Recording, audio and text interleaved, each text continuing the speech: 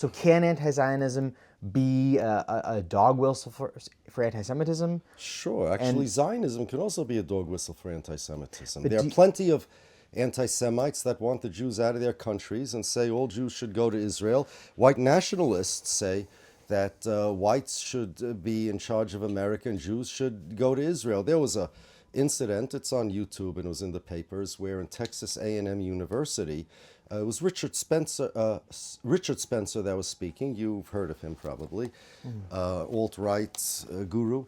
And there was after his speech about white nationalism, supremacy, whatever you want to call it, neo-Nazism, a rabbi, if I remember right, he was the Hillel rabbi. You see him in the video from the back. He stands up, he asks a question, and the question goes something like this. He's wearing a yarmulke, and he's holding a Jewish book in his hand. It's about this size, and he's like this, and he says, you just spoke about radical exclusion. The Torah teaches radical inclusion and love. Would you learn with me Torah so you could learn about love and inclusion? Something like that. So Richard Spencer says, really? You want radical inclusion? Do you think everybody in the Middle East should move to Israel?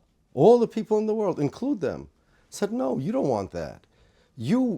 I respect you Jews. No country wants everyone to. Well, yeah, that's true. It's but it's not just you don't want everybody for overloading the economy. You only want Israel to be controlled by a certain type of people. Well, lots of countries. Wait, hold on. Lots of countries are let me finish the story. Like, hold France on. For French people. Yes, Germany and that's what Germans. that's what he's saying. Yeah. That because I am a nationalist, an ethno-nationalist, I want Israel, and I am for Israel. He even once said in an Israeli interview, I'm a white Zionist. This guy doesn't like Jews. He says, I respect Jews. He doesn't want them, just not in his country. I respect you guys. You have a sense of your identity because you had your own state, and you made sure that ensures your continuity. I'm paraphrasing. This is an exact quote, but this is what he said. And you don't want radical inclusion because you have your own state, your ethno-state, that gives you a sense of identity, sense of continuity. I want the same for my people, the white people over here. And the guy says, and then Spencer says, you're not answering. And he's standing there, humna. Says, yeah, I'm not answering. He says, I'm not answering. And that was the end of that. And it's an amazing thing how a white nationalist could beat a rabbi, or I don't know if he's really a rabbi, but I'm assuming he is, in an argument about morals. And the next day he explained, I think it was in the foreword or the Allgemeine or one of these papers, that he said, I wasn't on the debating team in school, okay? So there are anti-Semites that say, sure, get the Jews out of our countries. Herzl said the anti-Semites will be our best allies. They're anti-Semites who are Zionists. Look at the evangelicals. They want the Jews to end up in Israel so they could either convert or get killed depending upon what narrative you have. But there are people who don't like Jews, want them out of their countries, and dump them in the Middle East. There are anti-Semites that don't like Israel because they're Jews. But that's not anti-Zionism. They're not against Zionism. They're against Jews. Right. You're saying right. You're saying that there is anti-Semitism in the world, period.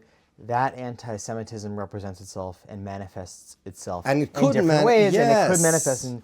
Yes, but anti-Zionism as such, how in the world does that become anti-Semitism? I'll tell you how. And I think it's a problem I think that if someone does really care about Israel, just like if you care about any place or person, you should be open to criticism of that place or person or country. Like it should not be beyond condemnation, right? Of course not. Now, I'm going to tell you why the Zionists say anti-Zionism is anti-Semitism. Now, you're going to maybe give me a whole laundry list of reasons that Zionists have written about.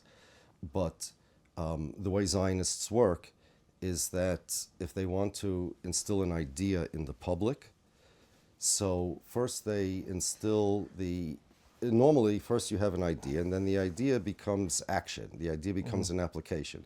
The Zionists often do it the opposite way. When they have an idea that's not really palatable, first they disseminate the application. In this case, anti-Zionism is anti-Semitism.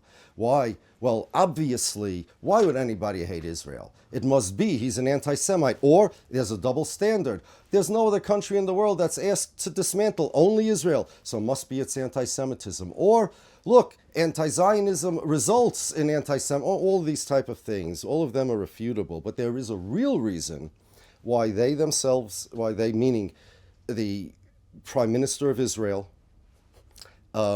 the other government officials of Israel, and the original architects of this idea that anti-Zionism is anti-Semitism, why they say it is. And I'll show it to you in a moment.